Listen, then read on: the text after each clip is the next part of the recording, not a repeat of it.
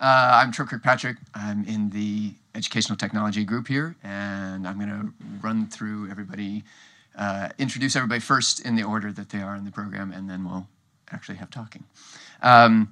So first, we're going to hear from Leslie Harkema, an assistant professor of Spanish and director of undergraduate studies for Spanish. Her first book, Spanish Modernism and the Poetics of Youth, from Miguel de Unamuno to Donahue en Literatura, examined the little-studied relationship between the renowned essayist, novelist, and poet Miguel de Unamuno and several Spanish writers associated with the so-called generation of 1927, focusing on youth as a central concept in their aesthetic thought and self-fashioning, which seems like it would be useful for teaching undergraduates. Leslie's courses have included contemporary issues in Iberian and Latin American studies, The Many Faces of Miguel de Unamuno, which is the first time I had the pleasure of working with her, Science and Religion in Spanish Literature from 1885 to 1915, and Introduction to the Cultures of Spain. She'll talk about thinking through historical narratives and chronologies in this last class, as well as the intellectual collaboration of creating a website in the course on Miguel de Unamuno. To my left, Katherine Slansky holds a joint appointment as lecturer in the Department of Near Eastern Languages and Civilizations and in the Humanities. Katherine studies ancient Mesopotamia at the intersections of sources and approaches, looking in particular at questions of monumentality, sacred and secular authority, and the ancient transmission and reception of literary, historical, religious, and visual traditions, which we fast forward to the very, very modern transmission of those things. In addition to her teaching in the Directed Studies program, for which she is also the course coordinator in History Politics, she teaches Mesopotamian and Ancient Near Eastern literature, history, religion, law, and justice, visual arts, and ancient languages.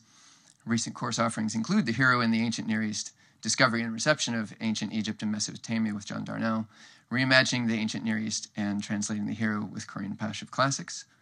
Anita Lassen is Associate Curator of the Yale Babylonian Collection, trained in the archaeology, history, and art history of the Ancient Near East. Her research area is the social and economic history of Mesopotamia and Anatolia in the 2nd millennium BCE, and in particular, glyptic studies in ancient textiles. Her approach is interdisciplinary, and she works with visual culture, archaeological material, and written sources. Among her teaching at Yale has been visible language, the origins of writing in Mesopotamia and ancient Egypt, and seals and sealing in ancient Near East. Among other exhibits, she's curated at the Danish National Museum the permanent exhibit on Persia and solo curated exhibits on women in ancient Mesopotamia and modern Syrian art with links to the ancient past. Katherine and Anita will discuss their spring 2017 course in which they explore the use of VR for teaching about the ancient Near East. All the way over on the right, Brett Smith is a Helmsley postdoctoral teaching scholar in the Department of Mathematics. He's also the assistant coordinator of Yale's flipped classroom integral calculus course, currently teaching calculus of functions of one variable and mathematics in the real world. In his teaching work, Brett makes introductory math more accessible through peer instruction, just-in-time short response questions, and small group activities in class. Together with Jim Rolfe, he created a video game called CART as a way of helping students better understand function properties. Brett will talk about the calculus class and how they've changed and diversified the ways students have access to and take action with the course ideas.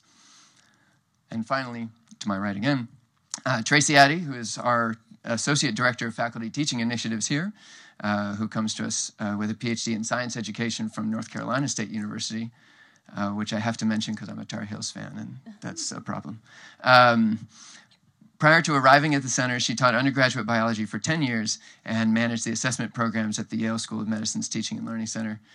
Currently, she works in partnership with faculty and departments on their teaching initiatives. She's also a board member of the New England Faculty Development Course Consortium, and in her clearly copious spare time, enjoys writing undergraduate science cases and conducting educational research. Today, she'll describe experiences implementing game-based learning with undergraduate and advanced high school students and the relevant outcomes. And so first we'll hear from Leslie. I can drive or you can. Maybe if we switch, okay. I can just click through. Good afternoon, everyone. I was asked to speak for just a few minutes, so I'll try to be brief. I want to bring 2 examples of how I've used digital technology in my upper-level language Spanish culture and literature classes. So I'm aware that my colleagues in the actual language program are doing fantastic things using technology to improve interactions with students who are language learners. I continue to work with language learners, but I'm talking with them about literature and about culture. So these are a couple of the ways that I've used Timeline, the program Timeline, and then simply the CoursePress website development that we have available to us at Yale to increase student collaboration in my classes and to foment critical thinking so that learning and thinking about a foreign culture in a different language is something that students can really do in an interactive way, where they can intervene and think about producing new knowledge, even in an intellectual tradition that is foreign to them. So this first example is from the CoursePress site that my students in my Introduction to the Cultures of Spain course developed last year. And this was a course that was supported by the Associates in Teaching program here at the CTL. And one of our projects, the graduate student and I, the graduate student who helped me redesign this course, was to change the format for this course. This is a course that's been taught in the Spanish department in the Spanish program for quite a while, and always in a very chronological, moving from the Middle Ages to contemporary Spain in one semester sort of approach. We decided to opt for a topical approach to the course, focusing on Spain's relationships with immigrant populations, Spain's relationships with Europe, and Spain's relationships with Latin America. In order to maintain a certain sense of chronology, we used this program Timeline to give students a reference point as we moved through various topics and really jumped around different time periods, looking at each different theme.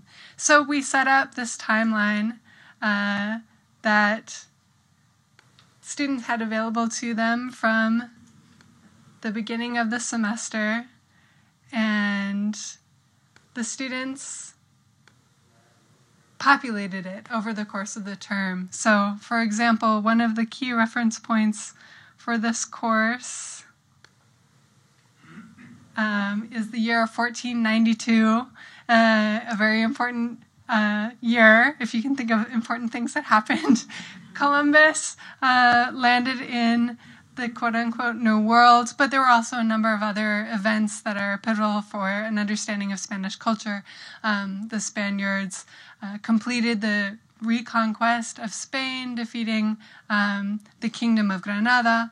The first grammar of the Spanish language was published, and it was also the year of the expulsion of the Jews. So right there we have a lot of different topics that date came up in every piece of the class. So to have this date as a point of departure, students populated the course in a variety of ways. They talked about the contact with the New World. They talked about different literary figures working in Spain in the centuries following the 1492 date.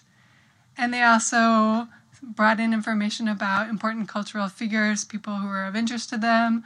Juana la Loca, a figure, a member of the royal family who's believed to have gone mad. I'm looking for one in particular. Oh, okay. And one intervention from one student who brought in the writings of Bartolomé de las Casas, who wrote about the defense of indigenous peoples in the Americas. So this timeline worked as a nexus for different points of our conversation to coincide. And one further example, at the end of the semester, we watched a documentary on Ecuadorian immigrants in Spain, and that history had a long, it was a documentary based in 21st century Spain, but it based itself on the story of a virgin, a mythological, an appearance of the Virgin in Ecuador. So we were able to locate that event on the map as well. The other example that I brought today is from a course that I teach on Miguel de Unamuno, a figure very well known in Spain and in Spanish culture, but one who's often studied from a very limited perspective within the United States. He's known for a couple of canonical works that students often read in introductory classes. So in my own research, I've worked to improve knowledge of different parts of his production. Especially, I'm interested in his poetry and his role in Spanish history. So the course I teach on Unamuno focuses on his multiple faces. And the first time that I taught it, I had students get involved in this project of creating a website together in which we have different pages devoted to the different faces of this thinker, and the students populated the website with their own research. It was an opportunity for them also to think about translation. As this website, we actually had a launch at the end of the semester and we made it public. So it was a great opportunity for students to think about how they were interacting with an intellectual tradition that exists in Spain. And we looked at Wikipedia and looked at different comments about this figure, both in Spanish and in English. And they were able to insert their own voices into that tradition, and then also think about translating for an audience here in the U.S. who might not read or speak Spanish. So those are just two examples, and I'll pass the mic on. Thank you. I'm Katherine Slansky, and I'm here because of a kind of experiment that we did in collaboration with the CTL in the spring. It was in conjunction with a course that I've taught for many years at Yale, The Hero in the Ancient Near East. It's cross-listed in Near Eastern Languages and Civilizations, and I see many of my friends from the department here, and also in humanities and also in classical civilizations. It is a very, you can tell by all those cross-listings, it is inherently interdisciplinary. And what makes it interdisciplinary is that I'm using a lot of visual material together with primary texts in translation and trying to create as rich and as an experience as possible for the students who take the course. It's hard to teach a course that is to teach material that is so distant in time and place and experience from our own. And if you're thinking about your own experience, perhaps studying ancient Mesopotamia, you're thinking Hammurabi in 5th grade social studies, and I can see already your eyes are beginning to glaze over. So the more sort of energized I can make this material, the more relevant I can make it, the better. And in the context of teaching in the humanities, what we're trying to do, or one of the things we're always trying to do, is to show how study of any aspect of culture can serve as a vehicle for understanding our own experiences in our own culture. So this course that I teach on the hero in the ancient Near East, it already has a kind of hook for a lot of students. The hero, that's kind of sexy. And I get a lot of athletes in this class, which is fabulous. They're wonderful students. They're very organized. They're very on top of things. And they, maybe even in spite of themselves, start to see the way we view heroes and our own society and culture, and by looking at heroes in this ancient society and culture. So that's sort of the objective of the course. But there's real serious things that happen over the course of the semester. We talk about values and how what a society values is projected or filtered through these heroic figures that society holds up. And we do that kind of critically. And we start actually with a conversation about who are our heroes in 2017 in the United States of America. And that leads to a very almost uncomfortable conversation at times. But that's a great way to get this conversation rolling. And then we talk about one of the themes that we have that goes across the whole semester are ideas about authority, how authority is established, how authority can be projected particularly political authority, and we start to talk about ideology and how that is conveyed in both verbal and visual expressions. The course is structured chronologically. There's a lot of reasons for that, but what I'm getting to, what I think we're going to show you in a minute, is a video made by Yale News that actually came out last week that showcases a module, a virtual reality module that my students were able to use as part of one of our class units. So by the time we get from the dawn of civilization, remember, 5th grade social studies, cradle of civilization, first cities, invention of writing, ... Code of Hammurabi, ... We get up to the Assyrian Empire, and now we're talking about layers and layers of tradition that are encoded into the figure of the Assyrian king. And I had a unit already in place for an exercise already in place for this week's unit that we would go over to the Yale Art Gallery, where there are some sculptured reliefs from one of the palaces of these great Assyrian kings on display. But my colleague in the Babylonian collection, where I bring the students often and we're able to look at artifacts and handle them and touch them, suggested that, there's this virtual reality thing out there where you can actually experience a room within one of these Assyrian palaces. So then I redesigned the assignment to incorporate a visit here to the CTL where the students put on the headgear, and you'll see this in the video, and actually entered the palace virtually. And I had them think about some questions beforehand, what to look for, what to think about. And their assignment at the end was to write a letter as if they were a visitor to this palace, either a foreign hostage or an ambassador or one of the king's own provincial administrators who would come for an audience with the king, and then to write a letter back home about that experience and what it had felt like and what they experienced. So are we ready to do that? Okay.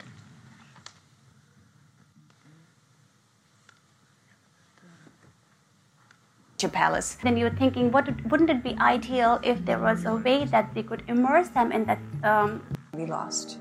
Ancient city of Nimrud. Militants used military vehicles to destroy at least part of the archaeological site. Group's destruction of an ancient city in Iraq. This crater is all that remains of the ancient Assyrian city of Nimrud.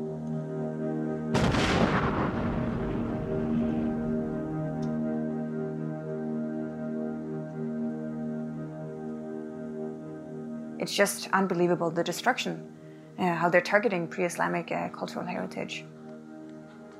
It is part of our human past, and that element, that part of our past, is irretrievably lost. We can do the best that we can to teach our own students about this past, but these students would never be able to visit that palace. That was another reason for choosing this particular model to introduce the students. Just slide through like that. The VR is the next best thing.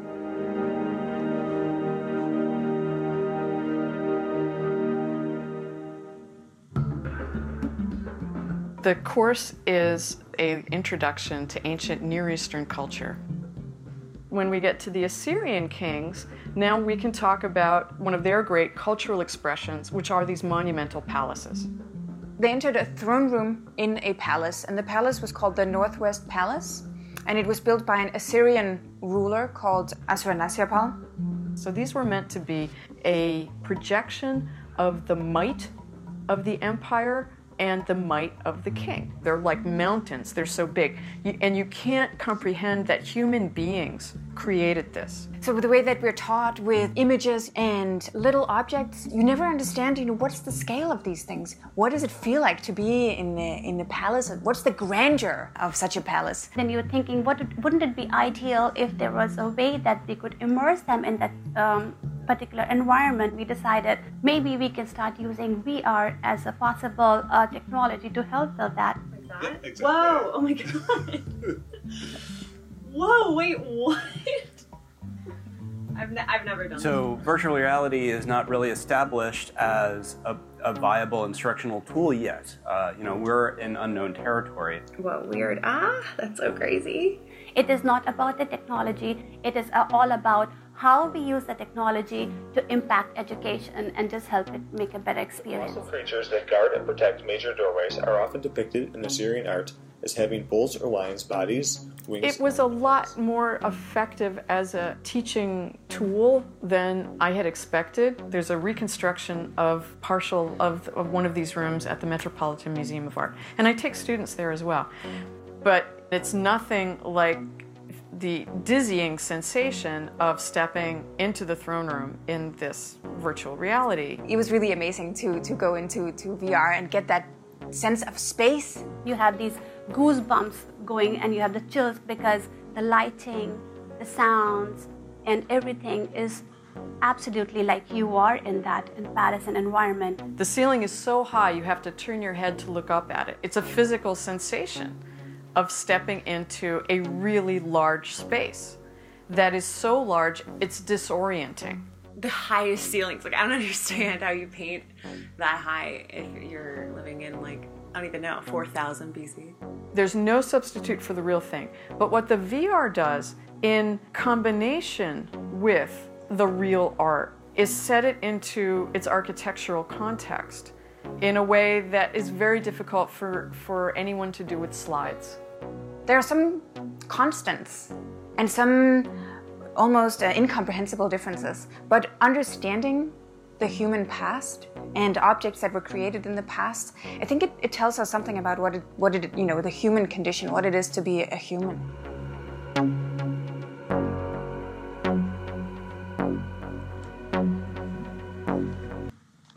So what happened?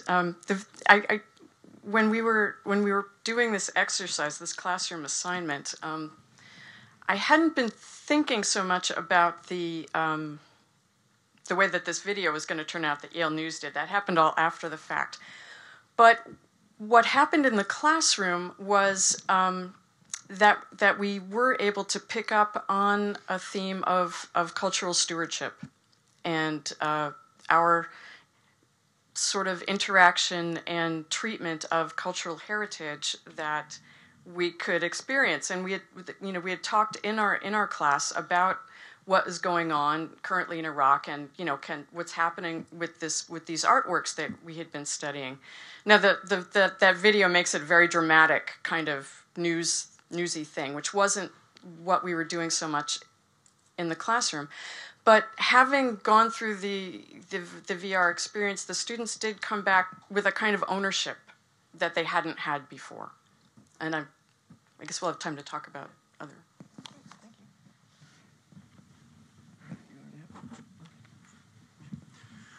Hi, I'm Brett. I'm going to talk about our use of technology in a coordinated calculus course.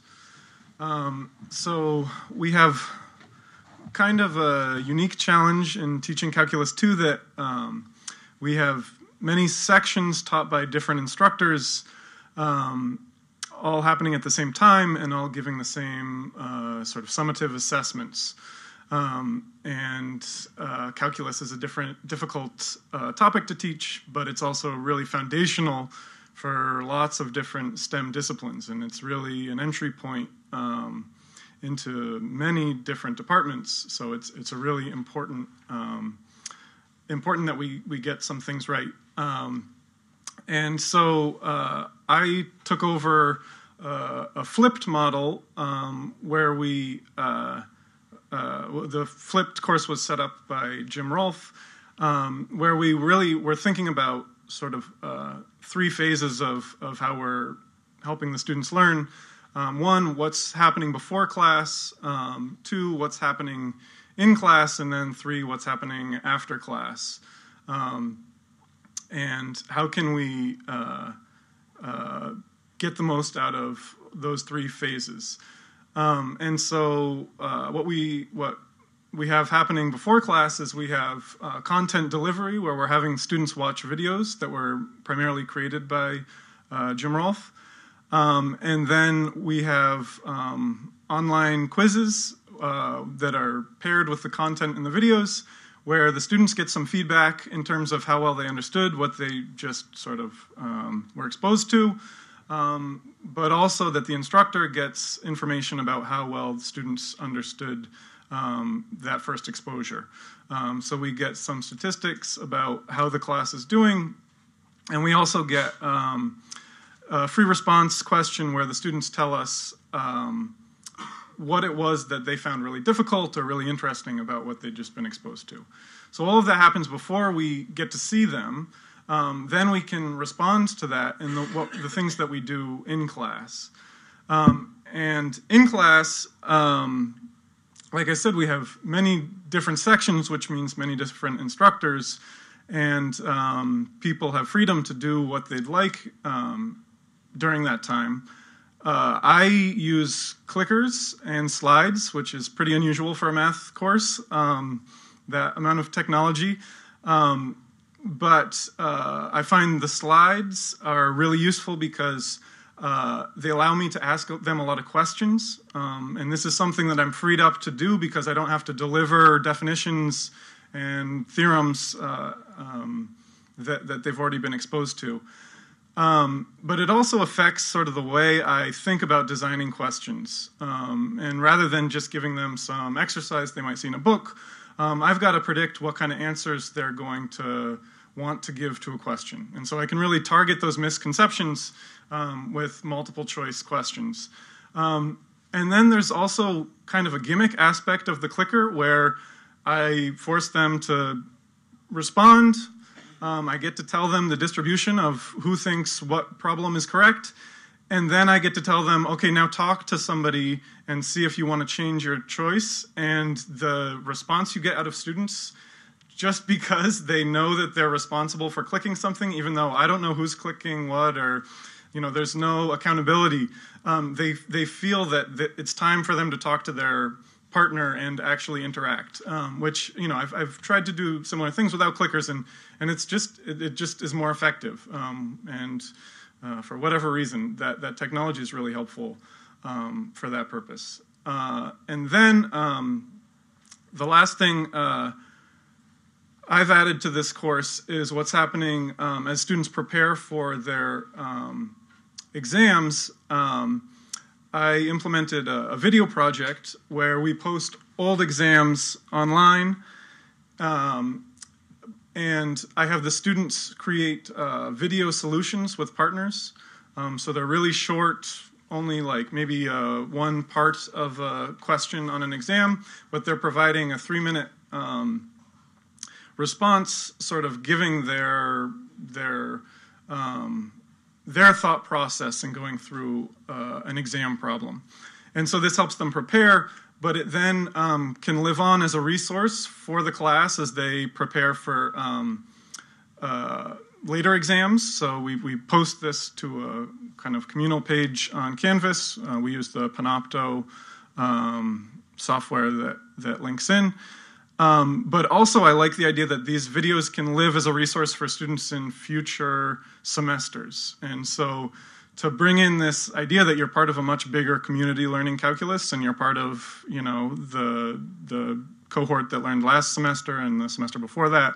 And so because, we have these little sections all teaching, thinking about how the technology can then build a larger community. That's sort of how I've been thinking about that part. So that's what we do before, in, and after class. And then, part of this is we're training graduate students to be teaching too. So giving them this exposure to all these things we think is really important. So they can take what they like and form their own opinions on how useful this stuff is. Okay, hello everybody. My name is Tracy D, and as Tripp mentioned before, I work in the center now, but I used to teach biology. So one of the things that I really like to do in my spare time is to write case studies, which are basically stories that help students apply information they learn in class in an engaging way. So today I want to talk about an activity that I created and that I hope to send for publication soon. It is a case study that's called the Ebola Wars, Mission Immunity immune evasion. So it gets into the immune system because that's a topic that I found that students had a lot of trouble with. So I was trying to think, what is a creative way to teach this topic to students? This particular case study, it integrates a game, and I'll show you that game in a little bit. That game actually has been used. We've implemented this in the classroom twice, so I'll be able to talk a little bit about the outcomes. So the case has been developed with a gaming company called Cat Lily Games. They've been phenomenal in trying to think about how can we use gaming in science and use it in an educational way. And so why did I do this? Well, I wanted to see, first off, like I mentioned, immunology, how can we cover it in an interesting way? And then second off, how can we engage students in learning science in a unique way? And I think I mentioned earlier was experimenting. I was definitely thinking of experimenting when I was creating this. So we implemented the game twice, the lesson twice. Once was at the undergraduate level, and another one with our Yale Young Global Scholars students, which are high-achieving high school students who come in the summer. With the Yale Young Global Scholars, we were able to do a study to actually look at some of the impacts of the game. So if you've seen me present on this before, which a few people have, I can actually give a few new things now because now I have some of the results of the study. I can't go into all the detail of the study. We're still analyzing the data, but I can bring out a few things. So one thing that was really great to see when students completed the activity is that I looked at what were their perceptions of the activity in general? Did they like it, etc.? So there was a few questions that really that were directed at this. And the first one was, the Ebola virus case study activity increased my understanding of the session material. So the students ranged from 6 to 6.3 out of 7 on that. So that's pretty high. So we were happy about that. Another question asks, I'm confident in my understanding of the material presented during today's Ebola virus case study. About 5.2 to 5.7 was the range out of 7. We also looked at, so not only their understanding, we also looked at their preferences too, and whether or not they had fun. So a question asked, I had fun during today's Ebola virus case study. It was around 5.6 to 5.8 out of 7 for the different groups in the study. And I would prefer to take a class that includes this Ebola virus group study, similar, about 5.5. So I was very pleased to see that students really enjoyed the game, and they perceived at least that it enhanced their understanding. We also did a little study to look at, well, were they actually learning, right? So you can do games and you can do, these interventions, but were they actually learning? So we did actually like a pre-survey and a post-survey to look at their knowledge and to see if they actually had gains. And we had different groups. I'm not going to go into the complexity of the study, but some of the groups did games, some of them didn't, etc. But overall, they all had pretty good normalized learning gains, which is like how much did they actually learn versus the maximal possible learning they could have had. So they range from like 0.4 to 0.5. So really happy about this. The case seemed to go pretty well, and it kind of exceeded my expectations. And it was a neat way to think about how to use gaming in the classroom. So I did want to show a video that I took of me actually playing the game. I had to take this multiple times because I didn't always win every time, so that's good. So it's a challenging game, but I edited all that out, of course. So here's hopefully a little clip, and I think it was on the desktop as a download.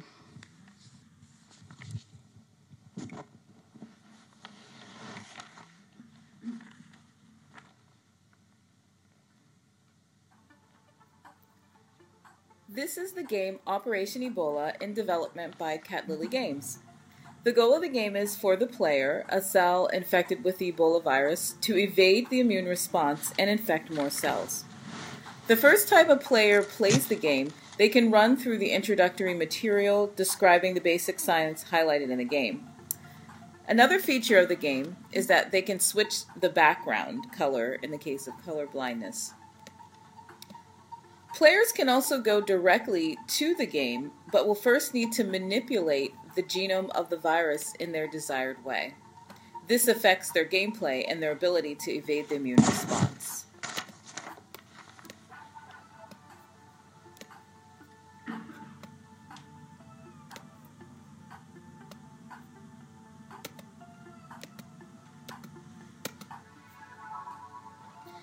In the first part of the game, the virus has infected a cell and entered the bloodstream. The goal is to dodge various barriers.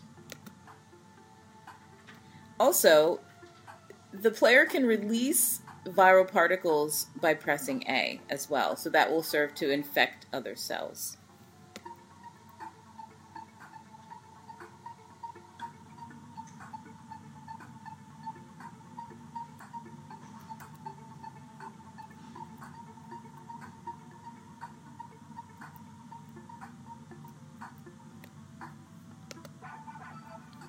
After this point, if they are successful, they are confronted with various cells of the immune system, the first being macrophage cells, which they try to infect. The more cells they infect, the more their score increases. If they come in contact with a macrophage or other defense mechanism, their health score will decrease.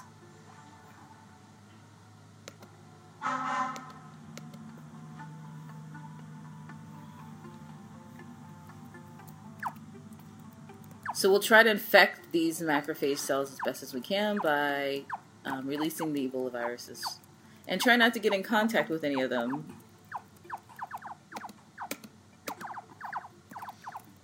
Now we'll start to see these dendritic cells come into play, and we'll infect those as well. So we'll see macrophages and dendritic cells.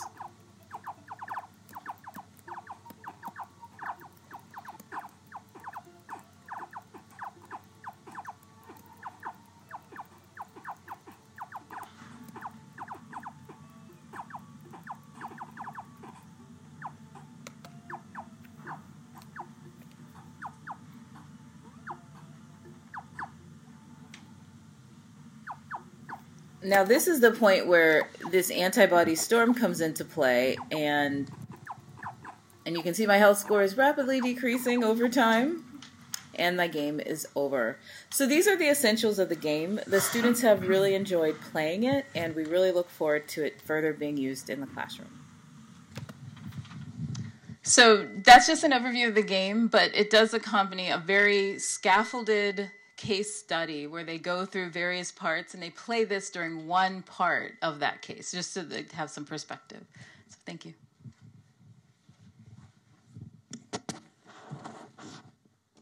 Great, thank you all. We're going to take questions from the audience in just a moment, but I'm going to take privilege here and start. And I'm going to do my Phil Donahue bit, which just dated me incredibly. So one thing I wanted to ask everybody is that I always assume technology will fail. I've been working with technology for a long time, and it always fails sooner or later. And that can be catastrophic, or it can just be running up against the limits of what you want to do, what the students want to do. So I was hoping maybe people could talk just a little bit about where you found limits, where it sort of didn't work for you, and what you learned from that, maybe how you turned that into a teachable moment, or whether it just was ugly and didn't go well. So we'll start down there.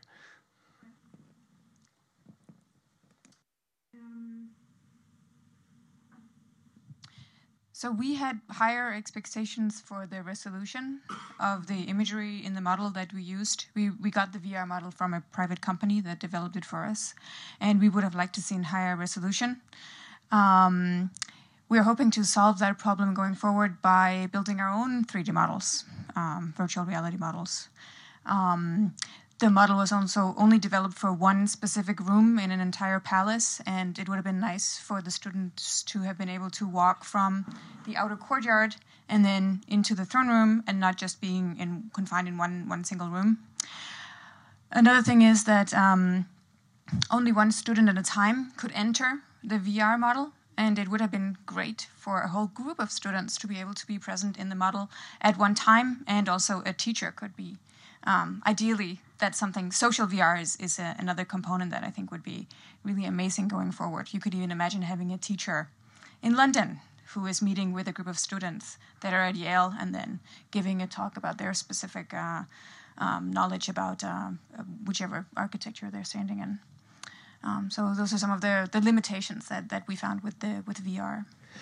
So just as a follow-up, that's interesting. So as we saw in the video, a student goes in to the palace. How how did you have those conversations with them? It had to be then they came out and related their impressions to you, since you couldn't see how they were going through the model. So we could see how they were going through the model. Oh, you could? Yeah. Okay. So Katherine had given them a specific assignment in there. The company that we worked with on developing and using the model modified certain parts of the model to light up in green so that you could approach a specific object or a specific place in the model, and then that would be activated either with images or text or speech. So then as the students approached an object or turned their heads to look at an object, that might open up another visual panel that would show it in detail or black and white and higher contrast, or I think even in an archaeological excavation when they were first being discovered, and there would be a voiceover. There would be spoken text that would describe what they were looking at.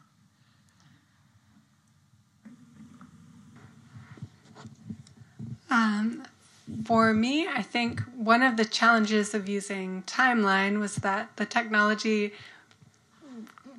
wasn't as complex as I was hoping it would be. So I had initially started out thinking that we would be able to stratify different moments according to relations to the art history, development of cultural movements versus politics versus different ways that we might kind of create connections across time, and even adjust that to meet a certain student's research interests.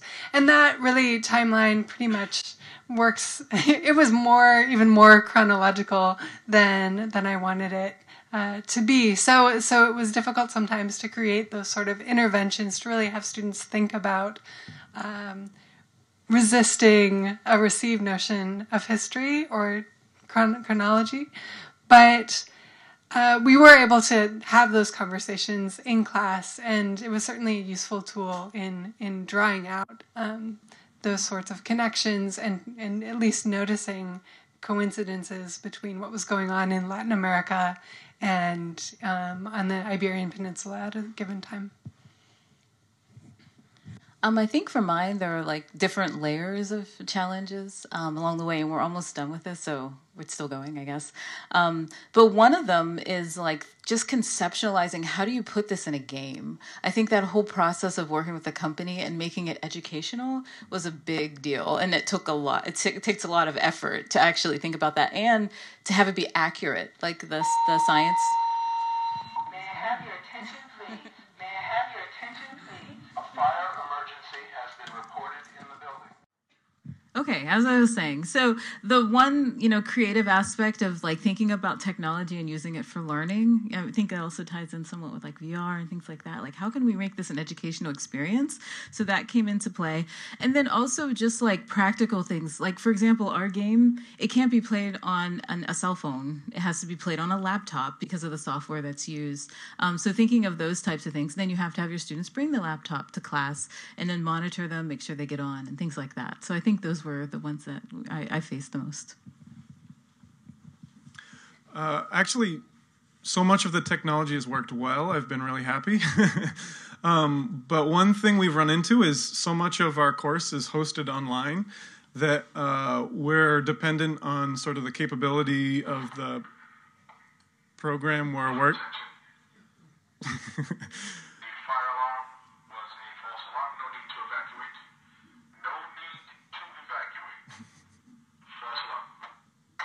Okay, good. In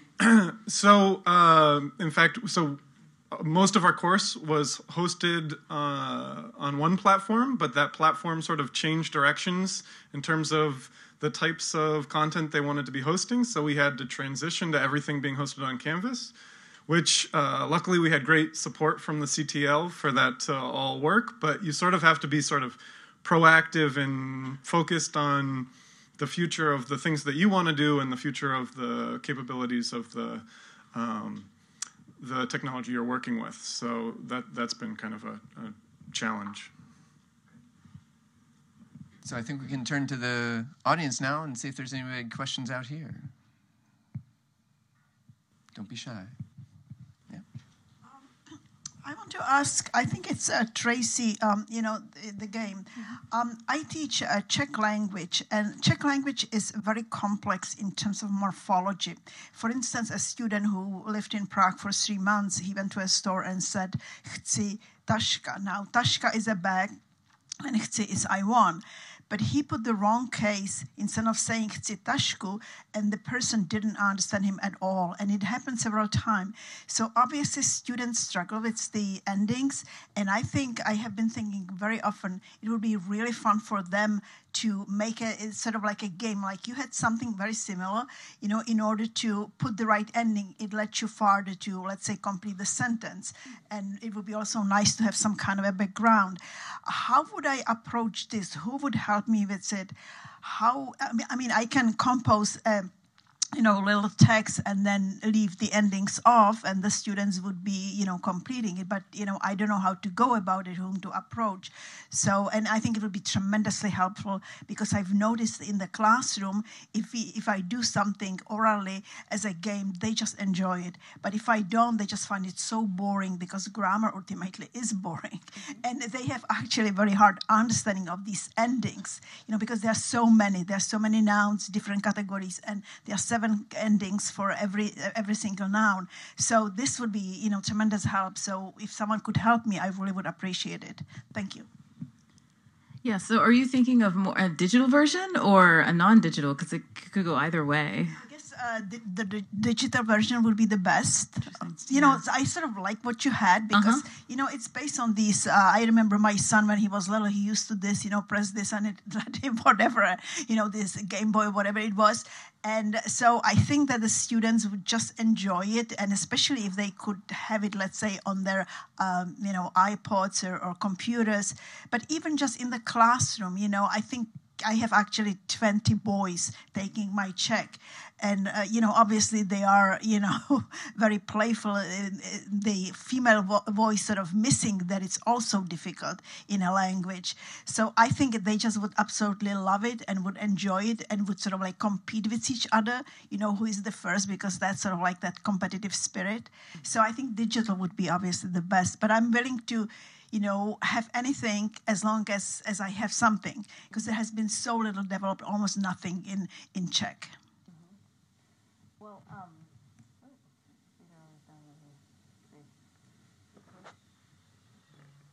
I don't know if the batteries are dying with these, but those two aren't working. So we're happy to help you with faculty teaching initiatives, just to start thinking about your ideas. For this particular game, I collaborated with a gaming company, so they were the ones that actually helped to do the programming to create the actual game. And I think, did you collaborate with a company as well? Yep. I don't know if you want to talk about that a little bit too. Sure, yeah. I also created a game for to help students prepare for calculus. We there's a Center for Health and Learning Games in the medical school. So we talked to people over there about their experiences and got linked up with a company called Preview Labs, who does rapid game design, and worked with them. So just talking to different people and figuring out the best people to collaborate with. Yeah.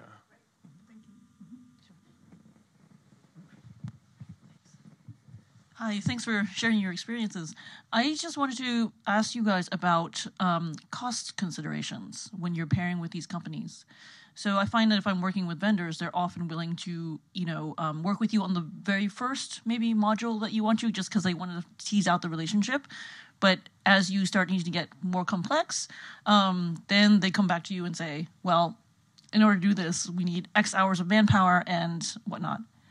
For us, or for what I do, VR probably isn't enough, but now we're talking about AR, and that's essentially HoloLens, which is, $3,000 per thing, and it's not even out yet. So I just wanted to know if you guys had navigated ways to approach these companies about cost, or how you're dealing with that. I can speak just to my experience. The company I work with is an educational company, and they were very interested in thinking about like ways to publish their games. So they're not doing it for free. They're doing it because we're publishing the case and the research and et cetera on it. So that's kind of their primary motivation. So I haven't run into the cost issue, but others can probably attest to the financial aspects. I don't know of it.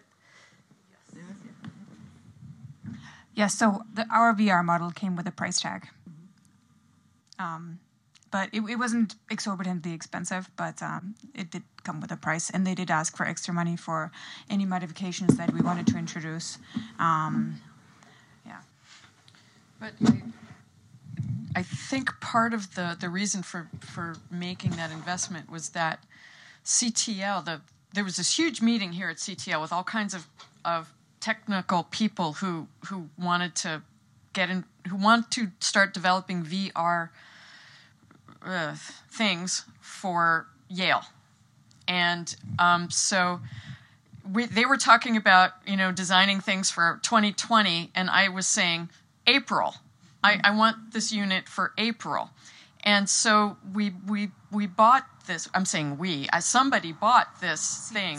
CTL bought this program that you saw, and I believe also the license, right? So we can now modify this. So my colleague who's teaching on a whole course on Assyrian history this semester can modify it, can add his own voiceovers and play with it. And I think part of the reason for the investment was that the more instructional faculty who make use of it in collaboration with the technical people at CTL, then they can start designing things for more of our classrooms here together.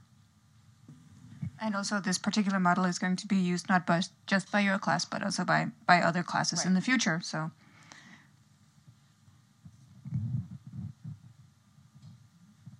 And the company is a game company, right? The company is called Learning Sites. It's a Massachusetts-based company, and they have worked with Assyrian and Near Eastern architecture and sites since the 80s, I think they started. But they specialize in sites all over the Mediterranean area, historical sites.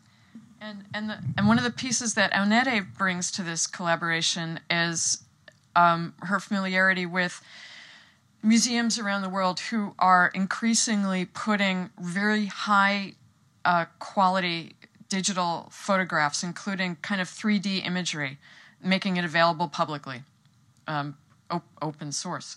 And so we can now that we own this Assyrian throne room that you watched, we can incorporate some of those materials into this program and really customize it for different teaching units among different courses, different faculty across the university.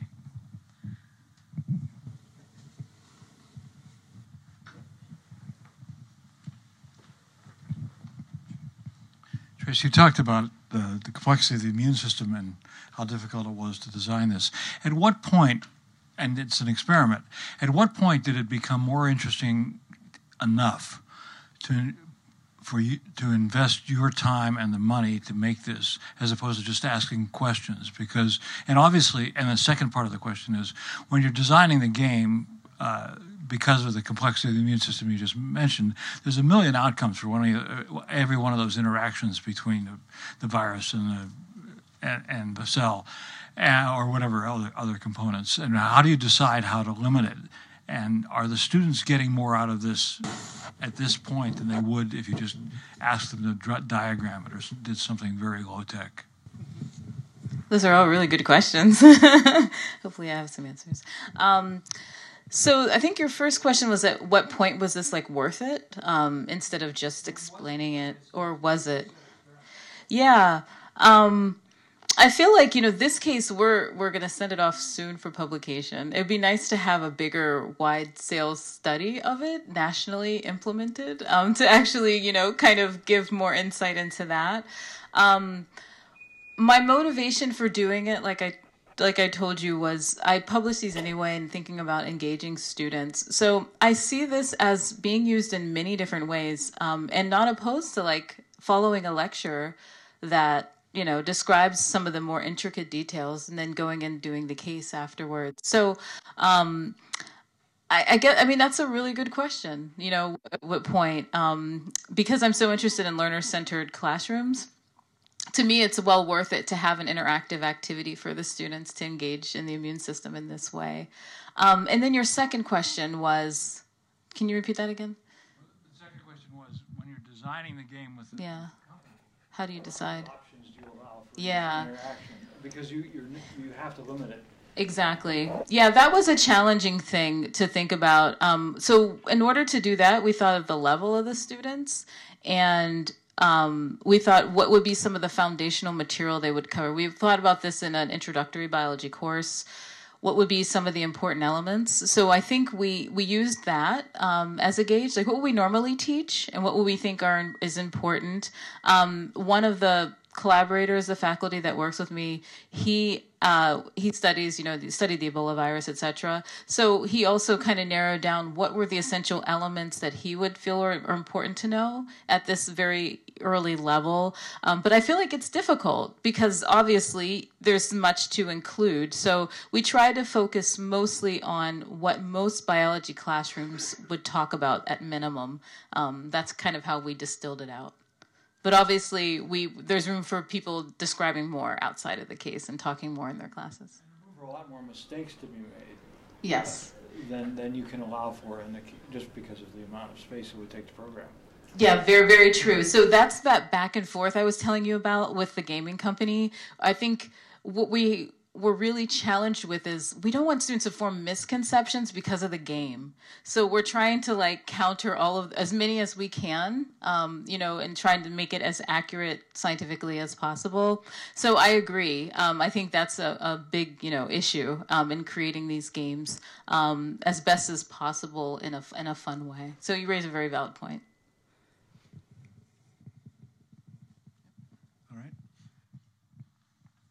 Hi, thanks. Great presentation from all, really interesting stuff there.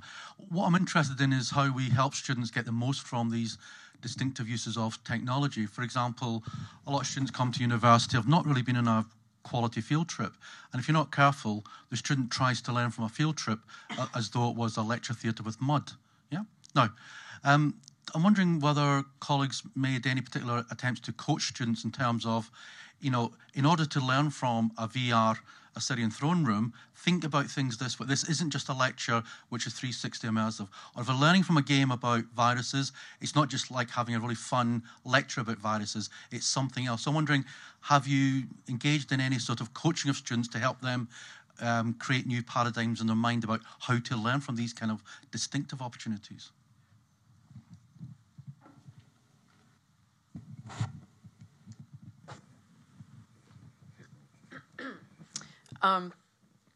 The unit in my syllabus for which I was able to plug in this virtual reality experience already existed.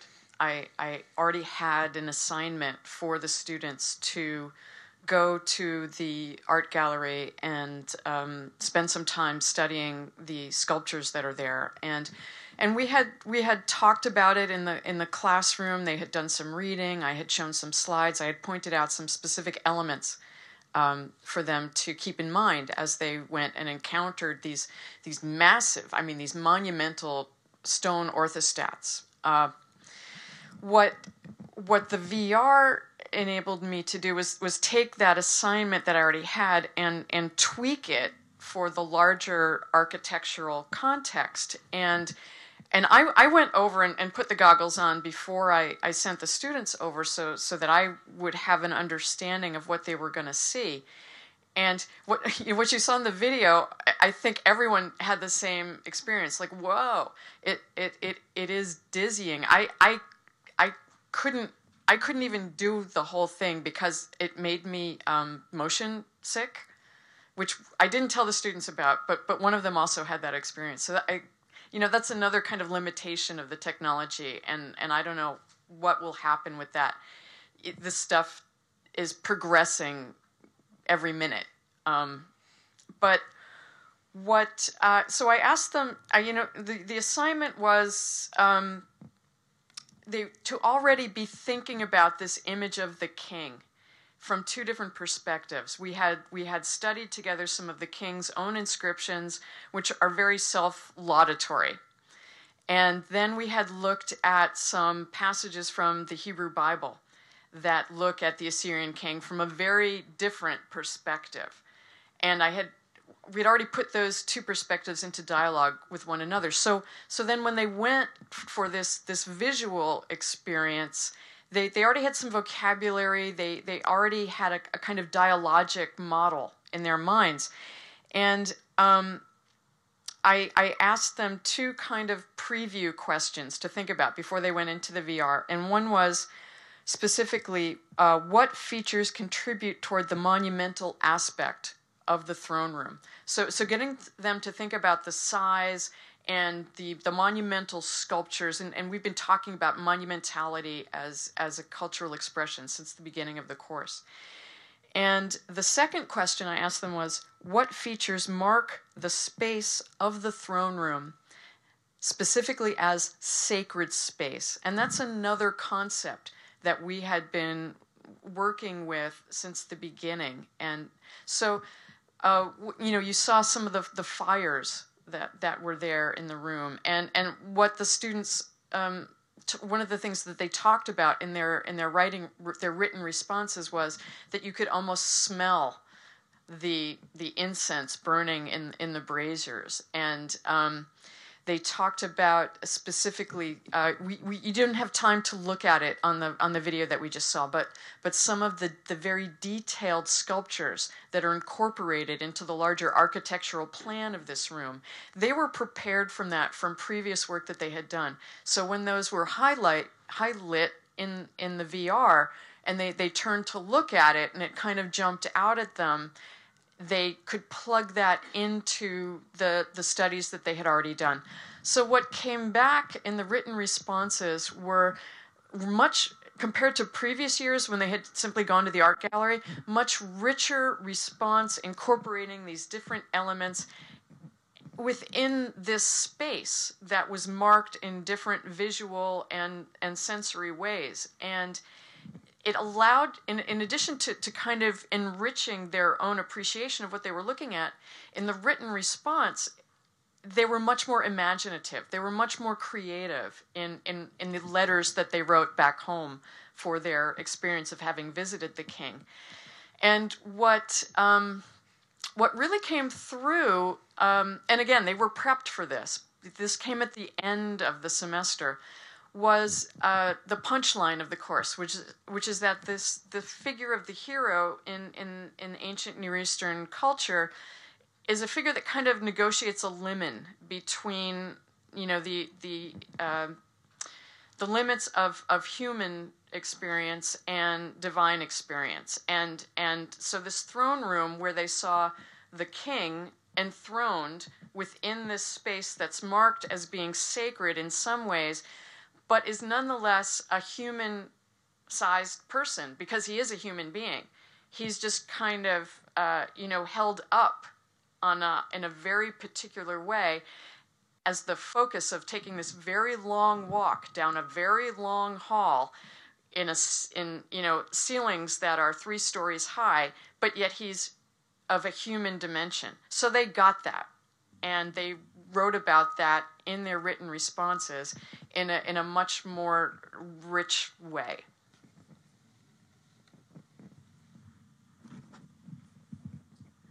I think actually I used technology that I didn't go to the extremes that some of these other presentations represent. At the same time, I found that I did have to do some training with my students who are generally bookish humanities students who don't create websites and things like that. And one of the best conversations that came out of that was talking about communication and about the students as cultural ambassadors themselves, and having them think about what sort of publics they want to reach with the new information that they have acquired in an upper level language class. So we did talk about that, and we had visit the class a couple of times to work through just the steps of creating their interventions. But also, one of the parts of the website was having them visualize their final papers for the course. And I found that really helps them to consider their arguments in new ways, and they were mapping out relationships between a particular character in one novel and another, for example. So, for games, I don't feel like we have really had to teach the students like much about gaming, but more of like how to work in groups and a case study. So that usually takes some effort, I think, in helping students figure out how do they need to work together as a team, etc.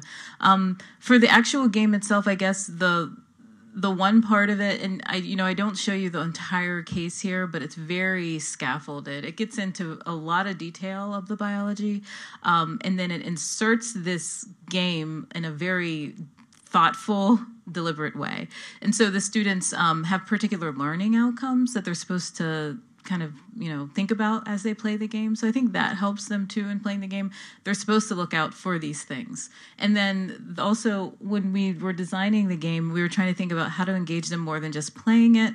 So we told them, okay, well now you're going to have to change your genes, change the gene order. And what does that do? And then how does that relate to what you know? So just like those types of things, I think really helped them to at least engage with the technology in a higher level of learning, something from it. One other thing I'll say, I know we've got maybe the most traditional implementation of gaming, but just, so we give them a fairly traditional lecture in a video style, followed by then their responses to questions and a free response. But what we find is the students are thinking about how they're learning as they're doing this. So they say things like, well, the lecture didn't tell me how to do this problem, which is interesting, right? Because if I'd just given a lecture and then asked them a question, they might not give me that feedback. And they might not realize that they have to create some of this stuff for themselves. But now I can engage with a conversation saying, okay, someone can explain something, you can be asked to do something, and there could be, things that need to happen in between, and that's okay, and you have to understand that. Great. Thank you all very much. We're at time, and so I'd like you to join me in thanking our speakers today.